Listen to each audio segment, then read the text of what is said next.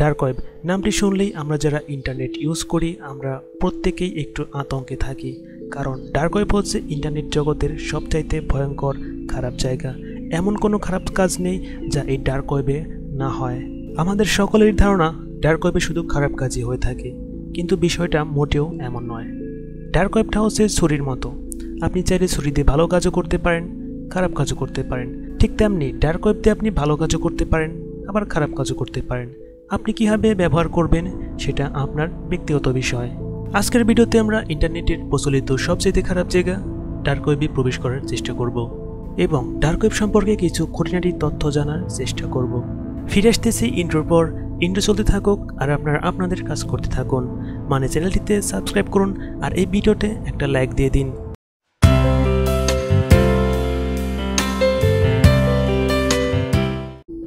তো আমি মোবাইল স্ক্রিনে চলে আসলাম। আর ডার্ক ওয়েবে প্রবেশ করতে হলে দুইটি সফটওয়্যারের প্রয়োজন হবে, একটি হচ্ছে টর ব্রাউজার এবং 2 নম্বরটি হচ্ছে অরবোট ভিপিএন। আপনি চাইলে অন্য যে কোনো ফ্রি ভিপিএন ইউজ করতে পারেন। ডার্ক ওয়েবে প্রবেশ করতে হলে অবশ্যই টর ব্রাউজারের প্রয়োজন হবে। গুগল ক্রোম, মজিলা ফায়ারফক্স, অন্যান্য ব্রাউজার দিয়ে এই ডার্ক ওয়েবে প্রবেশ করা অসম্ভব। তো আমি প্রথমে প্লে স্টোর থেকে অরবোট ভিপিএনটি ইনস্টল করে নিচ্ছি।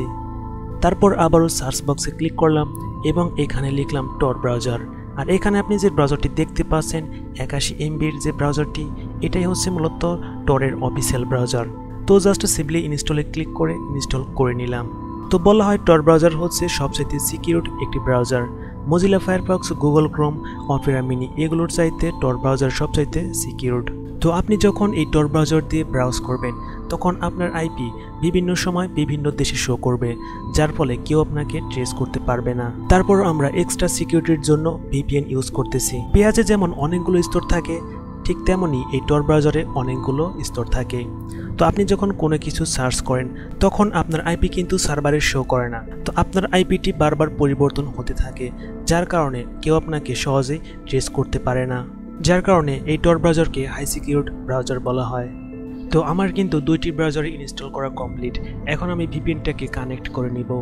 এখন ভিপিএন মোডটাকে অন করে স্টার্টে ক্লিক করলেই ভিপিএনটি চালু হয়ে যাবে। ভিপিএন কানেক্ট করা হয়ে গেছে। এখন আমরা টর ব্রাউজারে প্রবেশ করব। তো এই টর ব্রাউজারটি আপনার ডিভাইসের সাথে মানিয়ে নিতে কিছুক্ষণ সময় নেবে, যার কারণে ওপেন হতে একটু সময় লাগবে। ইউটিউব কমিউনিটি গাইডলাইনের রুলস অনুসারে আমি ডার্ক ওয়েবে কী দেখেছি এগুলো এখানে আমি আর দেখাবো না, কারণ এগুলো দেখালে আমার ভিডিওটি ইউটিউব কমিউনিটি গাইডলাইনের আন্ডারে পড়ে যাবে। তো আমি কী দেখেছি এগুলো আপনাদের সাথে শেয়ার করতেছি। অন্যান্য ব্রাউজারে সাধারণত সার্চ বার থাকে উপরে, কিন্তু টর ব্রাউজারে সার্চ বার থাকে নিচে। তারপর সার্চ বারে ক্লিক করবেন এবং সেখানে লিখবেন দ্য হিডেন উইকি। এই হিডেন উইকিতে সার্চ করার পর আপনার সামনে অনেকগুলো ডার্ক ওয়েবের লিঙ্ক শো করবে। তো আমি ডার্ক ওয়েবের বিভিন্ন লিঙ্ক ঘাটাঘাটি করে দেখেছি, বিভিন্ন লিঙ্কে আমি প্রবেশ করেছিলাম।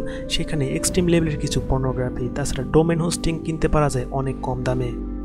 কিছু হ্যাকিং টিউটোরিয়ালসও সেখানে দেখেছিলাম।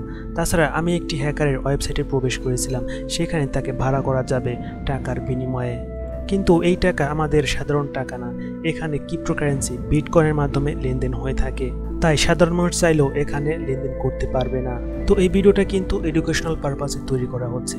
আপনারা কেউ অযথা ডার্ক ওয়েবে প্রবেশ করবেন না, কারণ ডার্ক ওয়েবে প্রতি পদে পদে ফাঁদ পাওয়া থাকে। বিভিন্ন হ্যাকার ফাঁদ পেতে রাখে, সেখানে পা পড়লেই আপনি শেষ। আমরা ডার্ক ওয়েবকে যতটা ভয়ঙ্কর ভাবি, ডার্ক ওয়েব তার চাইতে বেশি ভয়ঙ্কর।